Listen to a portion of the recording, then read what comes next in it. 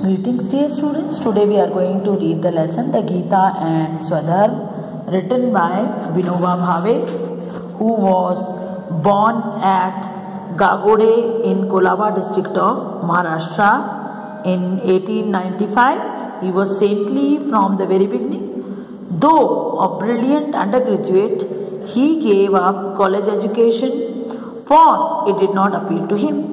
Instead, he went to Varanasi to study Sanskrit and philosophy. He even studied Arabic to understand the Quran. He also had a good knowledge of the Bible and Christianity. He conceived of a new social order leading to the establishment of a non-violent society, a society based on love and human values, a decentralized, self-governing, non-exploitative, cooperative society. Gandhi gave that society the name of Sarvodaya, the rise for all for the good of all. Now, Vinoba Bhave जी जो थे, उन्होंने भूदान आंदोलन चलाया था, जिसके बारे में हम सब लोगों ने कभी न कभी सुन रखा है। सब लोग जानते हैं कि उनका इसमें कितना किसानों के लिए, पुअर्स और मिजरेबल्स के लिए कितना ज़्यादा कंट्रीब्यूशन था। अब इस लेसन में क्योंकि गीता की बात हो रही है, हम जानते हैं गीता हमारे लिए क्या हम लोगों की लाइफ में मायने रखती है, हम सब के लिए क्या है और उसके क्या एक्चुअली टीचिंग्स हैं, प्रीचिंग्स हैं, जो भी हैं, तो वो हम लोगों को समझने को थोड़ा सा उसका एक छोटा सा एक कुछ ये जानने को मिलेगा कि एक्चुअली गीता क्या है।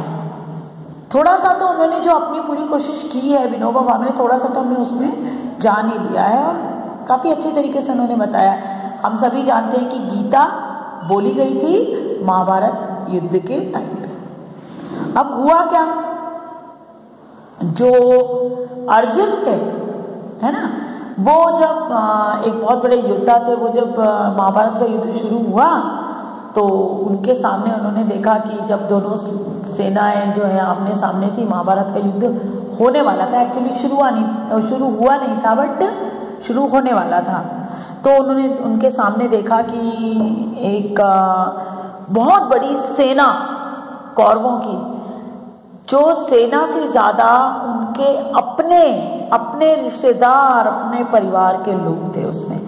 तो उन्होंने देखा कि वो सब लोग उनके सामने हैं, उनके भाई, उनके गुरु द्रोण, उनके दादा भीष्म पितामह, ये सारे पांडव एक तरफ थे और कौरव एक तरफ थे। ये सारे के सारे सब आमने सामने थे।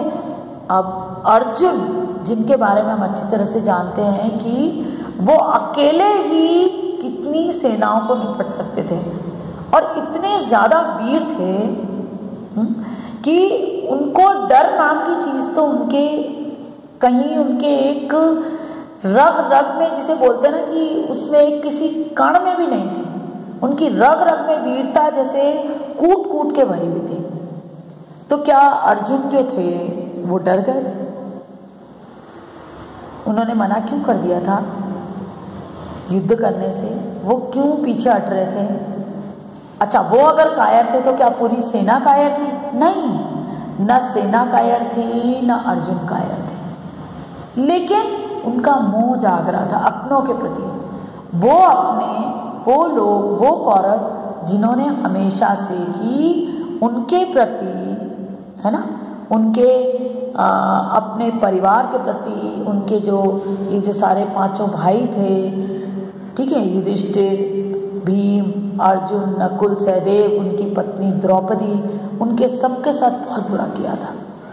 वो बचपन से, जब से वो यहाँ रहने लगे थे उनके बीच में, कौरवों ने उनको मारने का, उनको नीचा दिखाने का कोई भी मौका नहीं छोड़ा था। वो छोड़ना ही नहीं चाहते थे, बस किसी भी तरह से, जैसे एक तरह से एक ये कहानी थी और उसको ये ख़त्म करना चाहते थे कि बस ख़त्म हो जाए लोग, तो इनका कोई भी अधिकार ना रहे और हमारी जो संपत्ति है, हमारी जो चीज़ें हैं, उन पे इनका अधिकार ना बन जाए। अब उसी के बारे में जो विनोबा भावे जी हैं, उन्होंने इस लेसन में कुछ बताया है। बहुत इम्पोर्टेंट चीज़, इम्पोर्टेंट बात। तो अब हम लोग पढ़ते हैं कि उन्होंने इसमें क्या बताया है ना। शुरू करते हैं ये लेसन। तो आप लोग सब लोग ध्यान से सुनते जाइएगा, क्योंकि इसमें काफ़ी जो एक लाइफ की जो फिलॉसफी है जो गीता में जो दी हुई है, उसको एक बहुत छोटे से इंसिडेंट से उन्होंने बताने की कोशिश की है कि गीता किस तरह से हमारा स्वधर्म, हमारा धर्म क्या है, हमें क्या करना चाहिए, क्या हमारे लिए बेटर है, उसको एक बहुत अच्छे तरीके से बताने की कोशिश की। तो वो क्या कहते हैं, the bond between the Gita and me transcends reason, there is little place for logic in a relationship of loving tenderness, moving beyond the intellect. I therefore soar high in the vast expanse of the Gita on the twin wings of faith and experimentation. All the time I live in the ambience of the Gita. The Gita is my life breath. I am as if I were afloat on the surface of this ocean of nectar when I am talking about the Gita, and when alone I dive deep into this ocean and rest there. The Gita has been set in the Mahabharata. अभी मैंने आप लोगों को बताया ही था कि गीता कब बोली गई थी। Standing in the middle of the great epic like a lighthouse, it illuminates the whole of the epic. Placed between 6 parvas. Parvas मतलब पर्व मतलब sections of the text, okay, of the Gita, of the epic on one side and 12 on the other.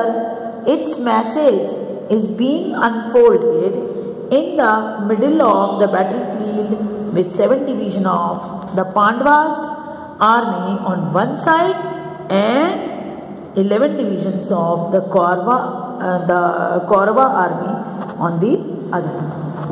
अब विनोबा भावे जी जो हैं उन्होंने गीता के बारे में थोड़ा सा एक इंट्रोडक्शन दिया है और उन्होंने इसमें एक इंसिडेंट भी दिया है। तो हम वो सारी बातें डिस्कस करेंगे कि क्या वो एक्चुअली इस लेसन के थ्रू, द गीता एंड स्वधर्म के थ्रू हम लोगों को बताना चाहते हैं।